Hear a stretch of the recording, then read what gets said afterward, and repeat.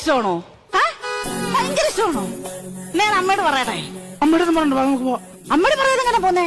അതൊന്നും കുഴപ്പമില്ല, നമുക്ക് ഒരുമിച്ച്. ഞാൻ അമ്മയോട് പറയാതെ ഒരു കാര്യം ചെയ്തില്ല. ഞാൻ ഇപ്പൊ തന്നെ നിന്നോട് ഇറങ്ങി വരാം. പക്ഷെ എന്റെ അമ്മയെ ഞാനൊന്ന് വിളിച്ചോട്ടെ. അമ്മ എന്തൊരു വർത്താനായിരുന്നു അമ്മ പറഞ്ഞത്? എനിക്ക് ഒരിക്കലും ഒരു നല്ല ചെറുക്കനെ കിടത്തണമെന്ന് പറഞ്ഞില്ലയോ? ഇപ്പൊ എന്റെ ലോറി ഡ്രൈവർ എന്നെ കെട്ടാന്ന് പറഞ്ഞ് വന്നിട്ടുണ്ട്. ഞങ്ങൾ ഒരുമിച്ച് പോവാം. ഇനി അമ്മയ്ക്ക് ഇനി സുഖമായിട്ട് കിടന്നങ്ങ് ഉറങ്ങാമല്ലോ.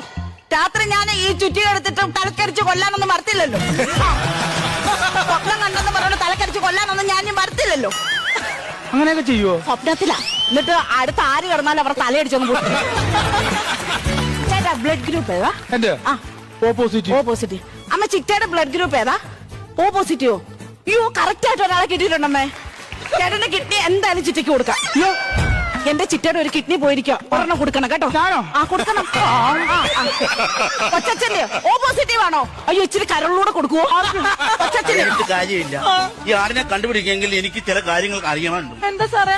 നിങ്ങൾ ഈ ആടിനെ കാണാതെ പോയ അന്ന് നിങ്ങളുടെ വീട്ടിൽ എന്തൊക്കെ സംഭവ വികാസങ്ങൾ നടന്നു എന്ന കാര്യം ഒന്ന് 1 by 1 ആയിട്ട് എന്നോടൊന്ന് പറയാമോ? പറയാം സാർ.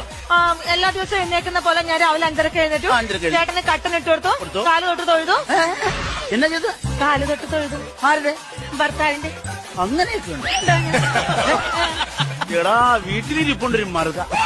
കാല് പോട്ടെ, എവിടെയെങ്കിലും കൊന്നു.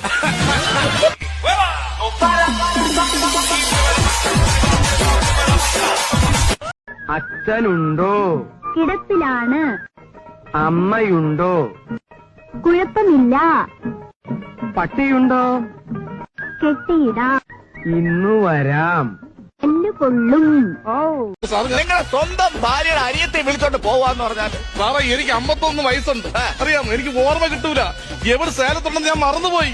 നിങ്ങൾക്ക് എത്ര വയസ്സുണ്ട്? 19. എത്ര? 19. നിങ്ങൾക്ക് 51 വയസ്സ്. ഒരു 5 കൊല്ലവും കൂടെ കഴിഞ്ഞാൽ കൊട്ടൻ ചുക്ക തൈലത്തിൽ കിടന്ന് ഉരുളേണ്ട മനുഷ്യൻ. ഞാനും ചേട്ടത്തിയും ചേട്ടനും കൂടി ആദ്യമായിട്ട് സിനിമയ്ക്ക് പോയി തിയേറ്ററില്. അപ്പൊ ചേച്ചിയാണ് നടുക്കിയിരുന്നത്. അപ്പൊ ചേട്ടൻ അപ്പുറത്തിരുന്ന് എന്റെ തോളിലോട്ട് ഇങ്ങനെ. അയ്യോ അതല്ല സത്യം. നല്ല സിനിമയാണ്. ഞാൻ സിനിമയിൽ മാത്രമേ ശ്രദ്ധിച്ചിരുന്നുള്ളൂ. നല്ല പടമായിരുന്നു.